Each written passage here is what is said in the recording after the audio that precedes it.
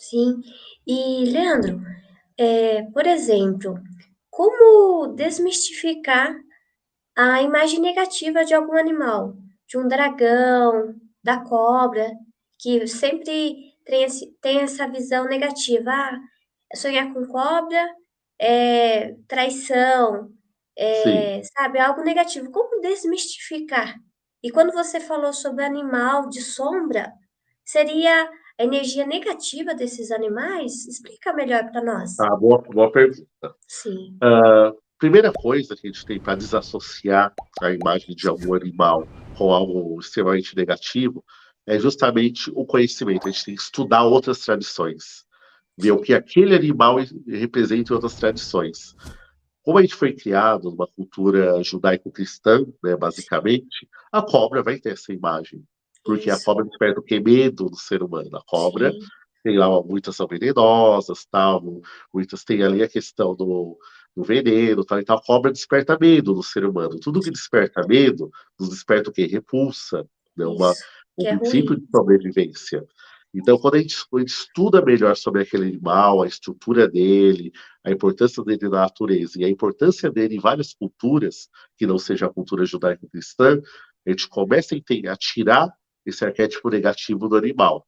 A gente começa a entender o papel dele dentro da consciência ecológica, dentro do mundo, e tirar essa força negativa.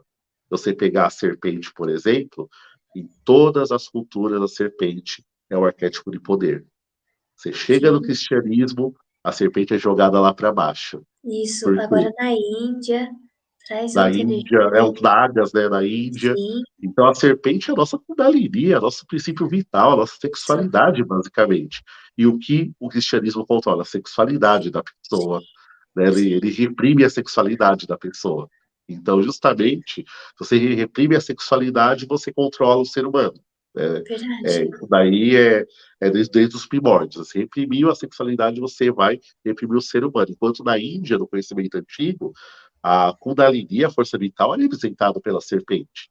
Então, todas as culturas nativas cultuavam de alguma forma o poder da serpente, até aquelas culturas onde não havia serpentes. É muito estranho. Você tem lá, Muito por exemplo, interessante. muito da Sibéria, que é muito frio, lá próximo ao Polo Norte. Lá não tem serpentes, lá, não tem cobras, né? Muito frio. Mas você vê nas vestimentas do xamã figuras de serpentes, que eles nunca viram na vida.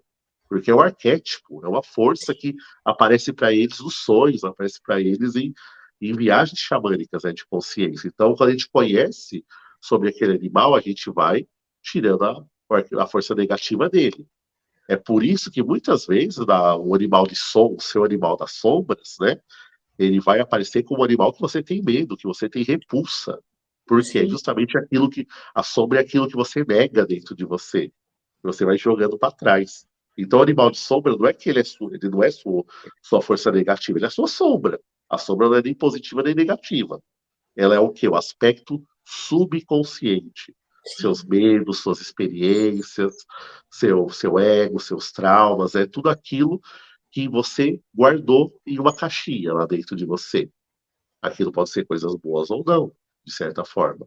Então, quando você entra em harmonia com a sua sombra, com esse animal de sombra, você começa a evolução espiritual. Quando você tenta esconder a sua sombra, ela vai começar a te dominar, ela vai começar cada vez mais a estar forte. E o seu animal de sombra vai tentar ali te avisar, vai tentar ali falar, ó, tem alguma coisa errada acontecendo, tal, né, com você, pode começar os problemas físicos, psicológicos, né, da pessoa. E é interessante a gente notar por que que muitos líderes espirituais, por exemplo, às vezes cometem coisas absurdas, de repente, a gente fica sabendo coisas absurdas sobre ele. Porque o cara busca tanto a luz, o cara se enche tanto de buscar a luz, a iluminação, e a sombra vai ficando cada vez maior, vai ficando escondida lá atrás. Então, o verdadeiro mestre espiritual, o verdadeiro xamã, o verdadeiro guru, ele está em harmonia com a sua sombra. Ele desvendou a sua sombra. O líder religioso, muitas vezes, ele vai jogando a sombra lá para trás, né? isso. Até a hora que Aí ela chega um domina ele. momento que perde o controle, né? Perde o Sim, controle, porque o poder sim, faz a pessoa perder o controle, né? O poder sim. sobre outras pessoas faz a pessoa desvirtuar muito e colocar sua sombra para fora, né? Então, O verdadeiro mestre, a gente fala, os mestres verdadeiros que eu conheci eram totalmente isolados do mundo, não gostavam de fama, nem tinham seguidores, por quê? Eram pessoas que vivem em paz, simplesmente não precisam de seguidores, de pessoas à sua volta, eram pessoas que viviam em harmonia com a sua sombra.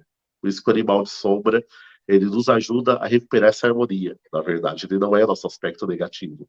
Ele ajuda a gente a entender o que está lá dentro do subconsciente e fazer com que aquilo venha à luz, né? E não ficar Isso, ali simplesmente escondendo, né? sim.